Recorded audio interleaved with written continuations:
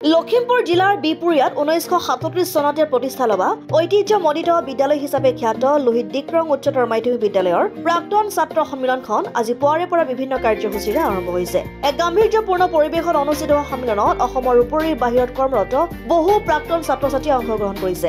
প্ৰাক্তন ছাত্ৰ সন্মিলনৰ সভাপতি কেশৰাম বৰাই পতাকা উত্তোলনেৰে সন্মিলনৰ শুভাৰম্ভ কৰে। ইয়াৰ লগত সংগতি ৰাখি গান্ধী মূৰ্তিত মাল্যাৰ্পণ, শহীদ তৰ্পণ আৰু আজি শিল্পী দিৱসৰ লগত সংগতি ৰাখি বন্তি প্ৰজ্বলন আৰু শ্ৰদ্ধাঞ্জলি অনুষ্ঠানৰ লগতে স্মৃতি গ্ৰন্থ সতীৰ্থ সভা উন্মোচন, 50 বছৰ ঊৰ্ধৰ প্ৰাক্তন শিক্ষাৰ্থী হৃদয়ৰ বতৰা অনুষ্ঠান আদি কাৰ্যসূচী অনুষ্ঠিত হৈছে। আমাৰ লোহিত দিক্ৰং উচ্চতৰ মাধ্যমিক বিদ্যালয়ৰ প্ৰাক্তন ছাত্ৰ সন্মিলনী সভা দুদিনীয়া কাৰ্যসূচীৰ আজিৰ পৰা আৰম্ভ হৈছে। আজিৰ কাৰ্যসূচীত আপোনালোকে নিশ্চয় জানে যে আমাৰ পতাকা উত্তোলন কাৰ্যসূচী শেষ হৈছে, শ্বহীদ তৰ্পণ আৰু বিভিন্ন আমাৰ যিসকল বৰেণ্য ব্যক্তি সেইসকলক মাল্য প্ৰদান কৰা, বন্তি প্ৰজ্বলন কৰা ইত্যাদি কাৰ্যসূচী শেষ হৈছে। আৰু ইতিমধ্যে আপোনালোকে দেখিছে যে আমাৰ ইতিমধ্যে এখনি গ্ৰন্থ ইয়াত প্ৰকাশ পাইছে, সতীৰ্থ সভা। এই সতীৰ্থ সভা গ্ৰন্থখনি ইতিমধ্যে নিৰু নেওগ হাজৰিকা বাইদেৱে সুদূৰ তেজপুৰৰ পৰা আহি গ্ৰন্থখনি শুভ উন্মোচন কৰে। অনুভৱটো মানে ভাষাৰে বুজাব নোৱাৰি।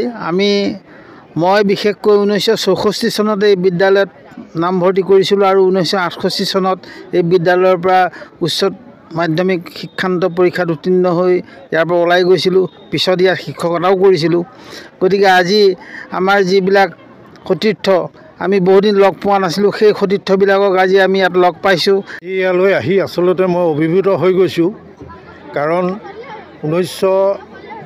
লোহিত আৰু দিক্ৰঙৰ মাজত অনুষ্ঠিত স্থাপন হোৱা 1937 চনত স্থাপন হোৱা এই অনুষ্ঠানটোৰ যি ইতিহাস আছিল, সেই ইতিহাস আজি ইয়ালৈ আহি আমি স্মৰণ কৰিছোঁ। আৰু মই এইটো অনুষ্ঠানত 1962 চনতেই ক্লাছ 4ত এডমিশ্যন লৈ 1969 চনত ওলাই গৈছিলোঁ।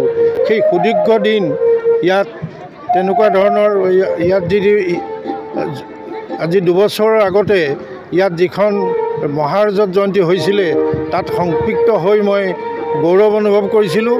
আৰু আজি ইয়ালৈ আহি মোৰ পুৰণা বন্ধু বান্ধৱীসকলক লগ পাই মই আনন্দিত হৈছোঁ।